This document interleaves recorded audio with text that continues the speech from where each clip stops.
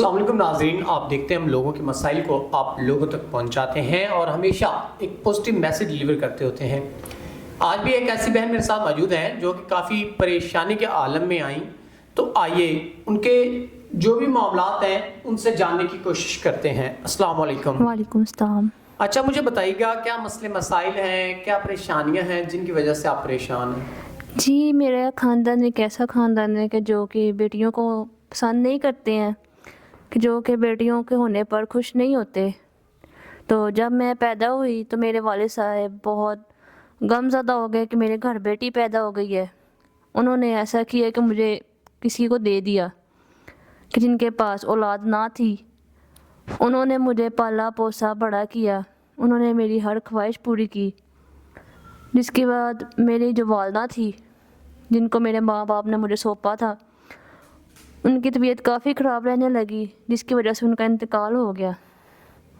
تو اب آپ کیسے اپنے معاملات زندگی کو چلا پا رہی ہیں جب آپ کے پاس کوئی سہارا نہیں ہے؟ تو بہت مشکل ہوتا ہے ایک عورت کے لیے تنہا معاشرے میں رہنا، جب آپ کا کوئی ریلیٹیو نہ ہو اور معاشرے میں سروائیو کرنا عورت کے لیے بہت مشکل ہو جاتا ہے۔ تو اب آپ یہ اپنا سارا نظام کیسے دیکھتی ہیں؟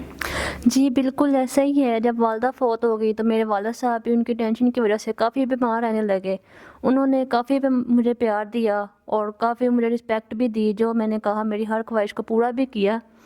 اس کے بعد یہ ہوا کہ میرے والد صاحب بھی کافی بیمار رہنے لگ گئے، ان کو دل کا بھی مسئلہ تھا، اور والدہ صاحبہ کی وجہ سے بھی کافی ان کو ٹینشن کی وجہ سے کافی بیماریاں لگ گئی، جس کی وجہ سے وہ کافی ویک ہو گئے۔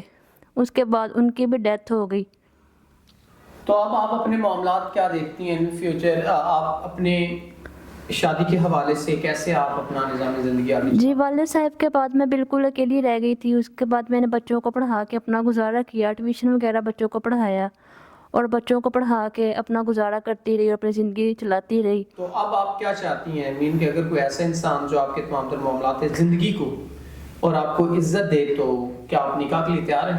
جی، جیسے کہ آپ جانتے ہی ہیں کہ ماں باپ کے بغیر زندگی بہت مشکل ہوتی ہے اور زندگی گزارنا بہت ہی مشکل ہو جاتا ہے۔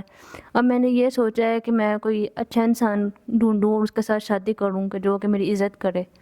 ناظرین، ایسا انسان ڈھونڈوں جو میری عزت کرے، تو اس سے نکاح کے لیے بہن تیار ہیں، اور آپ اگر استطاعت رکھتے ہیں تو آپ نکاح کو عام کریں، نہ کہ زنا کو۔ تو ہم امید کرتے ہیں کوئی نیک انسان اس بہن سے ضرور نکاح کرے گا۔ تو اسی کے ساتھ اپنے میزبان نواب احمد کو دیں اجازت۔ خدا حافظ۔